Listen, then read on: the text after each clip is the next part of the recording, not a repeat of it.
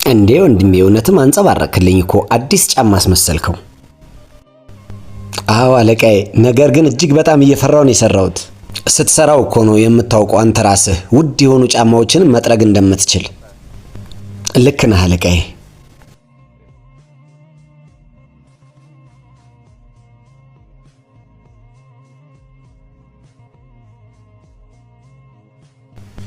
እንካሄው።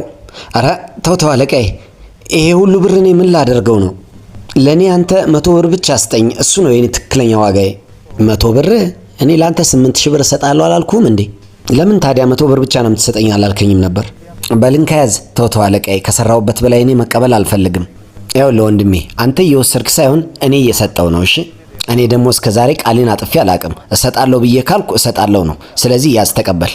ቃሌ ልታሰብረኝ ነው እንዴ? በልንካ ያዝ። ኧረ አለቃዬ።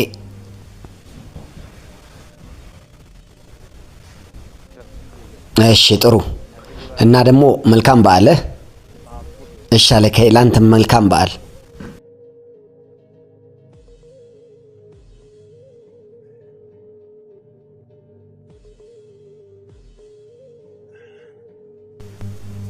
እሺ እንሂድ እንዴ? አንድ ነገር ንገረኝ እስቲ፣ የትኛው ማሽን ነው ባካ 10,000 ብር የሚቀበል የነበረው ጫማህን አጥቦ? አረ እንደዛ የሚባል የለም። ታዲያ አንተ ለሱ ለምንድን ነው እንደዛ ያልከው? እና 8,000 ብር ስለምን ሰጠው መታ? ብር በጣም በዛብህ እንዴ እንደዚህ ዝም ብለህ የምታወጣው? ባክሽ እንደዛ አይደለም፣ እሱ በጣም ገንዘብ ስለሚያስፈልገው ነው።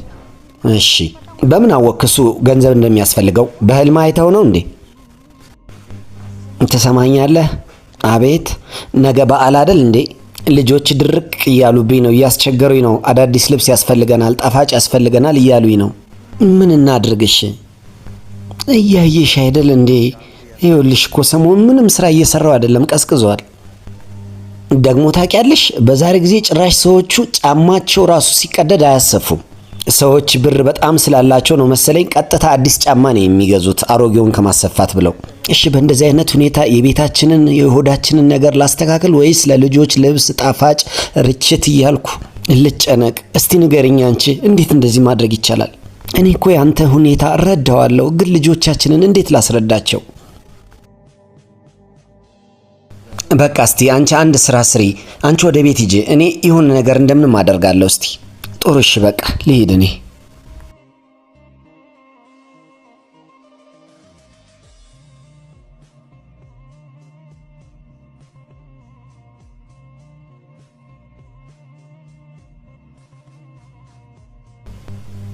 ታዲያ ይህን ሁሉ ድራማ መስራት ለምን አስፈለገ? ቀጥታ ብሩን ዝም ብላሰጠውም ነበር እንዴ? አንዳንድ ጊዜ በሌላ ነገር ሀሳቡ ድራማ መስራት አስፈላጊ ነው።